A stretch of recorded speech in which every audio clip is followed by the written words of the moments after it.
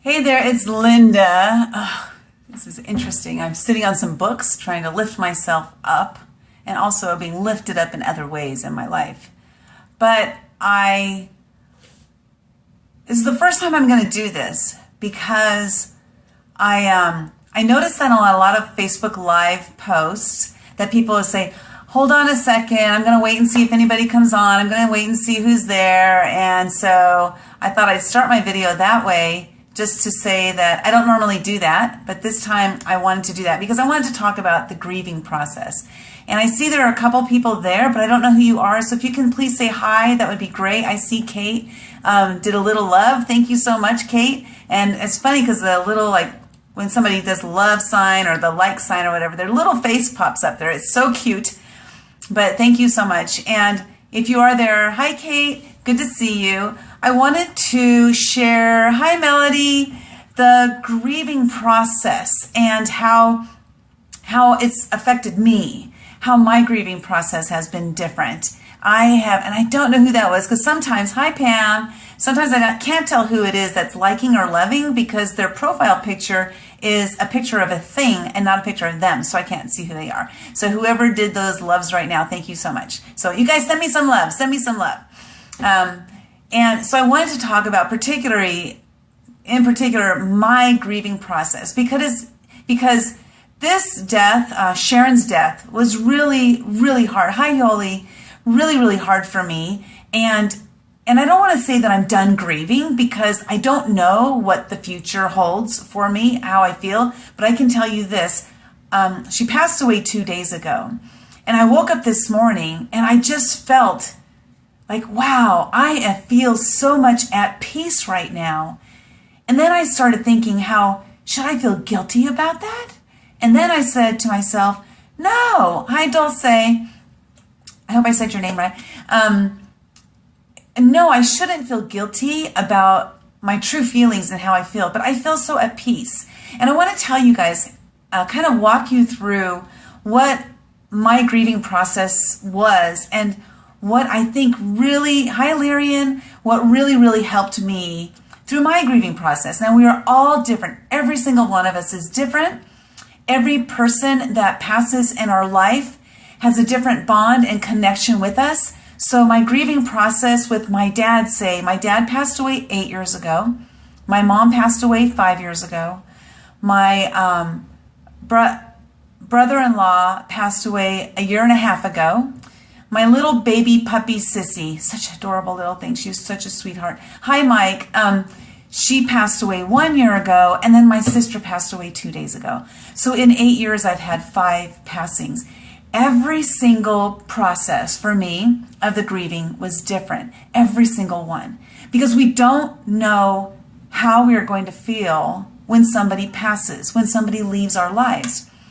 And if you don't mind, I'm going to share with you the grieving process for all 5 of those. And the reason I wanted to share that is to share the differences of them and how there is no right, there is no wrong. It is what it is. And to feel like I used to think that there was a certain way I had to grieve. You know, the experts, they tell us this is the grieving process. These are the processes that you go through when you grieve. But you know what? They can't tell us what the truth is because every one of us is different. I've heard things like if somebody doesn't cry and they don't go through grieving, that they're in denial. You know, I don't believe that. I don't believe that. I just believe that they have a different way of grieving, or maybe they don't need to grieve that certain person. And you know what? That's okay. It's no big deal. You are yourself and you can only grieve the way you grieve. So I wanted to share. So my dad, I never cared for my dad. He was not a very good person for me in my life. There were a lot of things in my childhood that are bad memories and very few good memories for me through my childhood. And then when I got older, there were very few good memories as I got older as well. So hi Terry, it's good to see you here. So after my dad passed away, I didn't go through a grieving period. But what happened was really strange for me because my dad was a sponsor in Alcoholics Anonymous, and he had many, many people that he sponsored. I don't know how many, but it was a lot. So when my dad passed, 2 days later, my mom started getting all these letters and cards. Your husband changed my life. He made me who I am. He helped me see the evils in drinking, and like all these things, and like how he changed their life. And I found myself not grieving for my father, but grieving for the man I wish I had known, because I never knew that man. I never knew the man that those people knew. And I look back, and I look back now, and I say, man, I wish I had had that man in my life, the man that they had. And I was envious, at that time. This is, again, I'm going to keep sitting up every once in a while because I'm sitting on some books to try to raise my body up. But, so anyway, I didn't know that man. And so my grieving process for my dad was not for my dad himself, but was for the man that I wish I had known.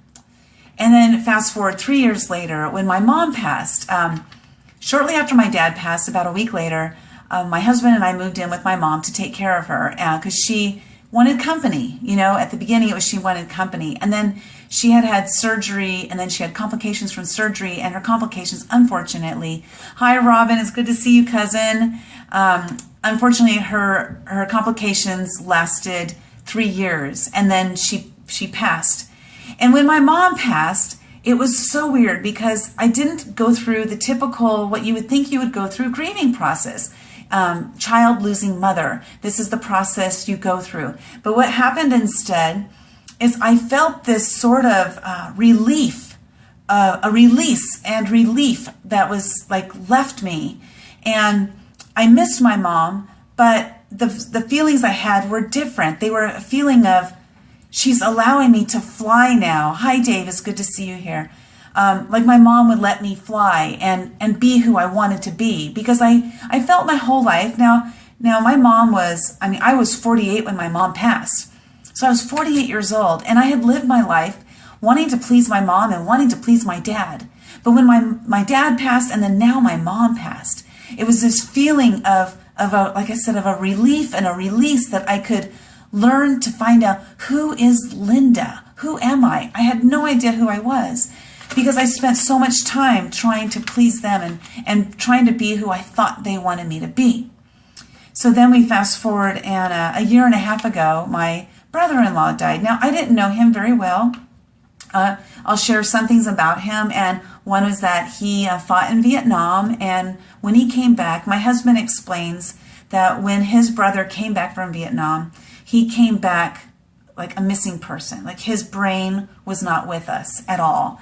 And so I never really knew the man my husband knew. I only knew the person who came back from Vietnam, and many, many years later, like decades later, is when I met him. He had, so he was a veteran, and he had become a homeless veteran for 7 years. 7 years he lived in Balboa Park in San Diego. And that is part of why I started the Giving Angels, and have our mission to get homeless veterans off the streets. Fortunately, he was able to get off the streets, and he was off the streets for the last maybe 10 or 12 years. And when he passed, he was no longer homeless.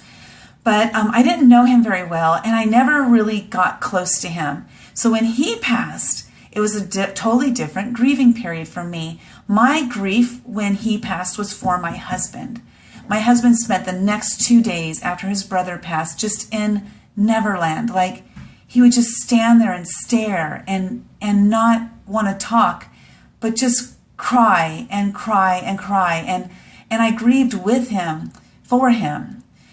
And that was a hard time, because I'd never seen my husband so grief-stricken as he was those 2 days. Then the next grief came, and that was when we had his puppy. Her name was Sissy. She was so adorable. We just loved her so much. And for my husband, Sissy was just a great relief to have in our lives. She was great for me too. But there was some sort of weird bond that Sissy and Scott had formed. I don't know what it was all about, but it was a weird bond that they formed. And when she died, he just, his life was crushed that Sissy was gone.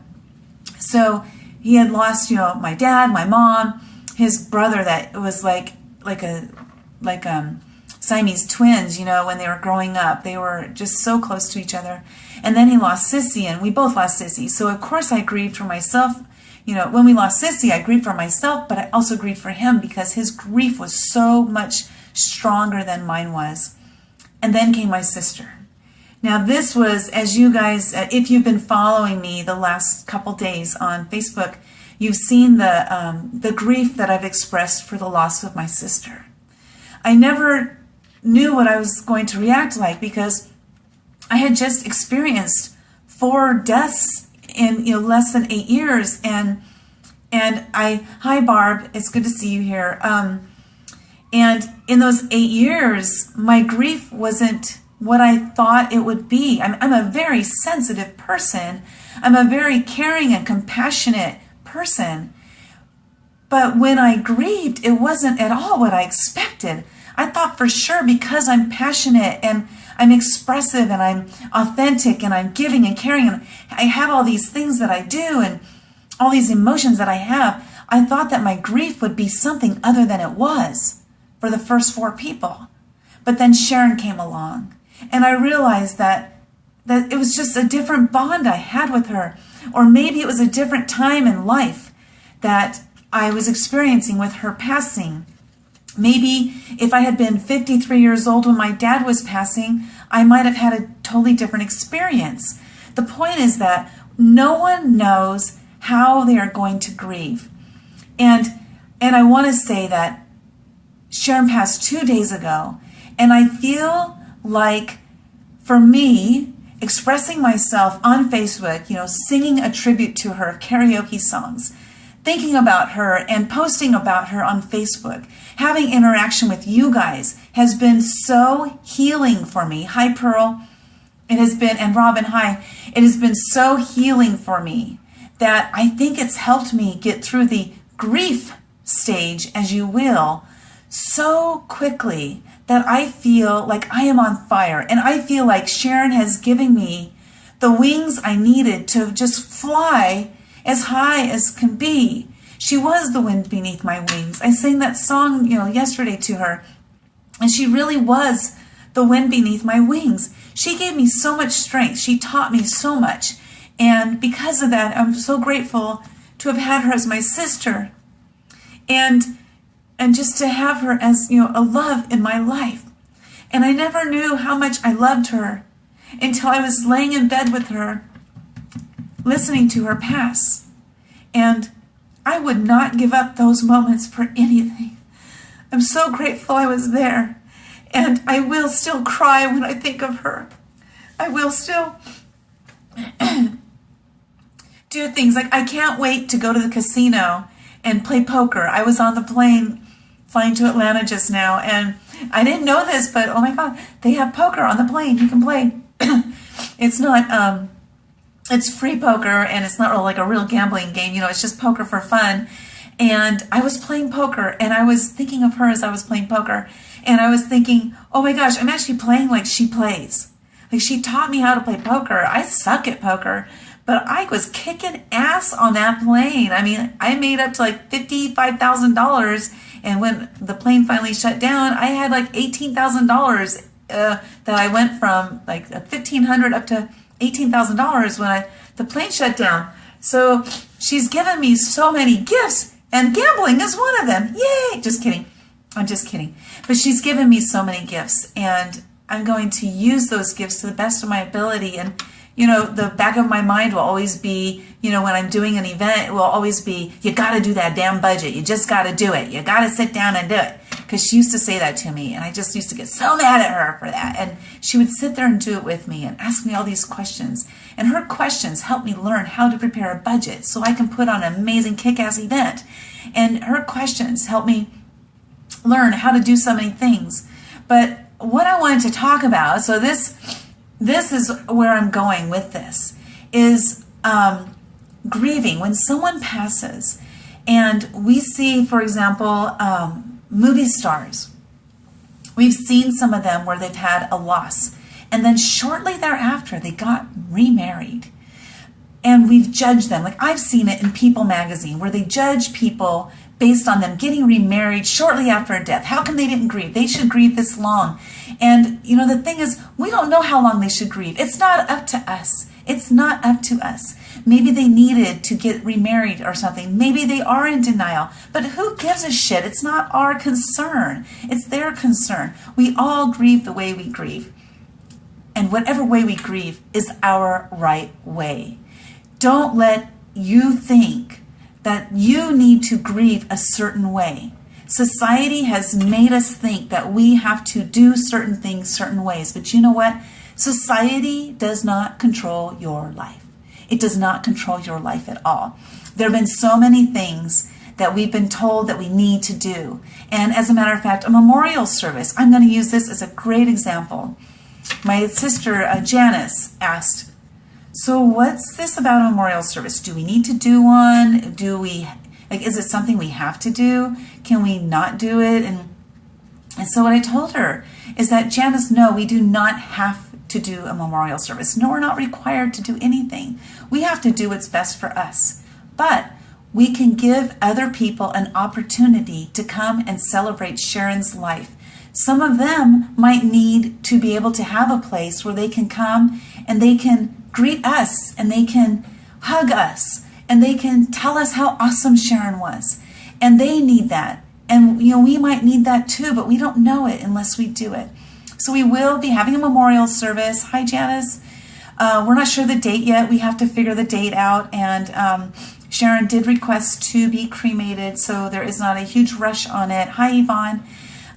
But we will be holding a memorial service, and we would love anybody who knew Sharon, anybody who has any thoughts on Sharon, you know, to come and join us, because she was an amazing woman, an amazing young girl. And I remember one year when we were little, not 1 year, but when we were little, we were called the Dots. My mom made these outfits for us, and they were, hi, Angelica. It's Angelica. But she made us these outfits, and they were green with white polka dots. And we used to sing songs all the time, so we called ourselves the Dots. And you know, we had songs, we sang all the time. We took movie scores and we put them on our record album, and we would write all the words down, and we would figure out our what do you call it, melody lines, and I can't even remember the word, whatever. We would harmonize with each other, and it was just so wonderful. And yes, okay, so Robin Horton Blair just posted. She's my cousin, one of my cousins from my mom's side. Phyllis Horton was my Aunt Phyllis, and Aunt Phyllis went through a really, really hard time at the end. She had bone cancer, and it was a long, tedious, long, hard process.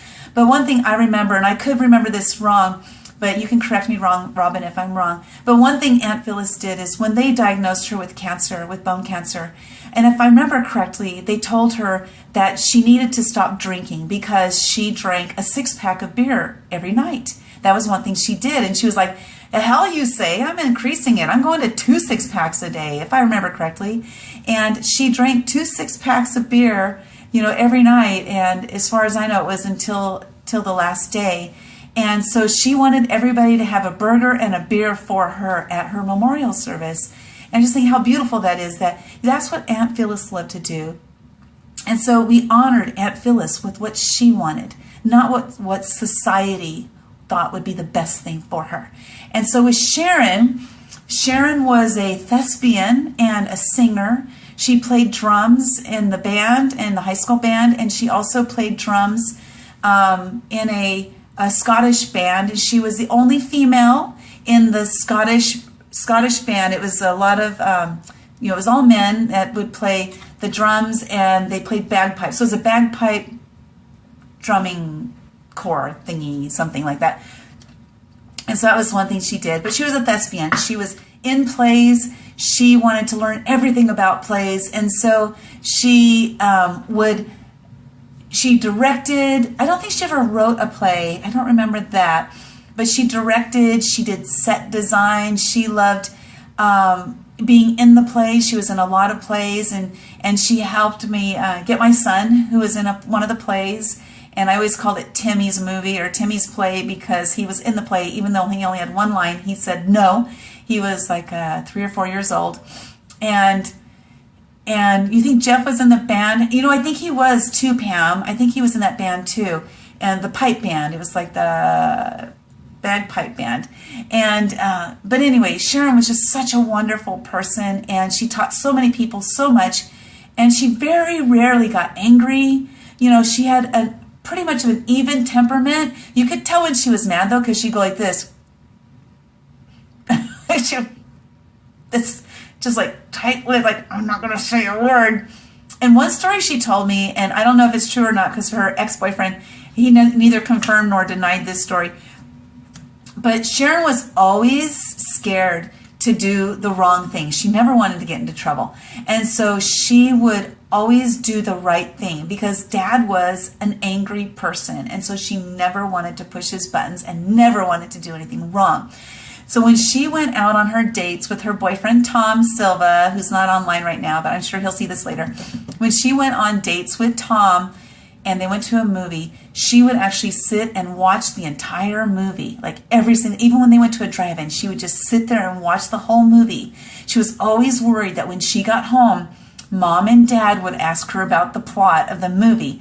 So she would never make out with Tom during a movie because she didn't want to get in trouble for making out with a boy. Now I, on the other hand, was totally opposite, and I don't think I ever watched the movie.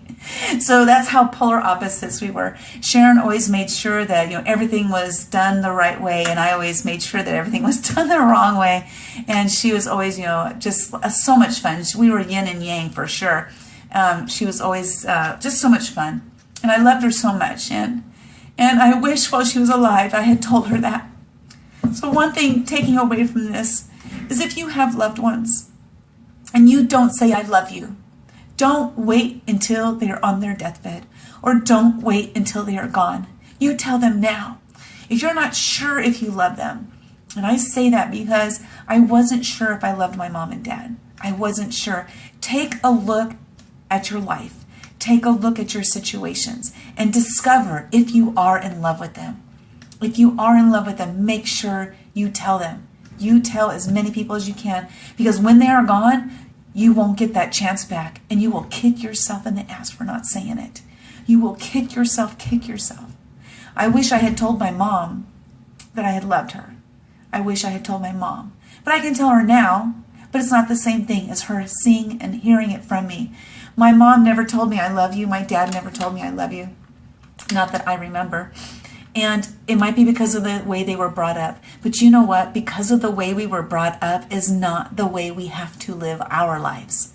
We can change that because it starts with you now. I made sure that I told my kids every single day that I loved them. Even now when I talk to them on the phone, I tell them I love them. And I wanted to make sure that I broke that cycle that did not have to be. I could have broken that cycle while my parents were alive. Even like my kids, they were alive when my parents were alive, and my parents would hear me say, I love you to my kids. But there was something about it, something that like I didn't want to be the adult because my parents were the adults, and I thought that they should be the adults. They should be the adults because they're my parents. Instead of thinking that, you know what, I'm an adult. Why don't I take charge? I am an adult. That doesn't mean that I can't say to them, I love them. I can tell them I love them, and hopefully they will say I love you back. Now they might not, but that's okay. Because telling them you love them or telling them that I love them would have been the first step. And it might have been something that had changed for them to be able to tell my siblings that they love them. Now, I don't know if my siblings ever told my parents that they love them, but I can tell you that I never did. Not while they were alive. And there's just so many things. I could go on and on and on and talk about this because these experiences that we experience in life, we have but one life, one chance to get it right. Your right, whatever your right is. We have people telling us what to do all the time. We have marketing ads telling us what we need to buy. We have marketing ads telling us who we need to like. We have marketing ads telling us, you know, what, we have our friends telling us what football team we need to like, what baseball team we need to like, We have so many people telling us what we need to like. And you know what? When I was in my first marriage, I made a huge mistake. And that was that I liked whatever he liked. I didn't even know what I liked because I didn't look at myself as a person who had a desire or a need or a want. I looked at my needs and wants were to make sure that I liked what he wanted. I liked what he liked. He liked Harley Davidsons, so I liked Harley Davidsons. He liked knives, so I liked knives. He liked guns, so I liked guns. He liked red, so I liked red. Whatever he liked is what I liked, every single thing. But we don't have to be that way. You have a choice to like the things you like, to do the things you want. I'm here in Atlanta right now. My husband's not with me. We don't do everything together. You know why? Because I am a different person and he is a different person. And we respect each other for our differences. And we respect each other for liking the things that we like, for wanting the things that we want. It's all up to us.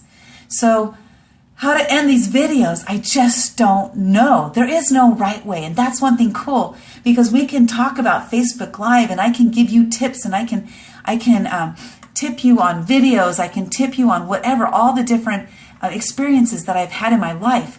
But I can't tell you the right way. You know why? Because there is no right way. And I don't care how much the experts try to tell us there's a right way, because for every right way one expert says, another expert tells us the totally opposite, that that's the right way.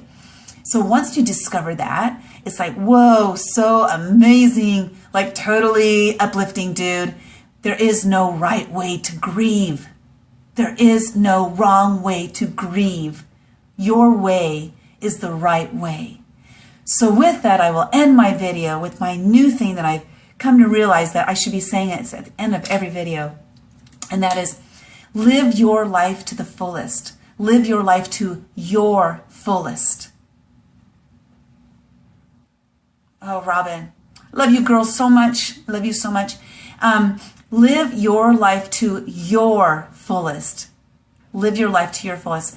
Have as much fun as you can while you are here. Send me those hearts. I'm loving them. They're energy.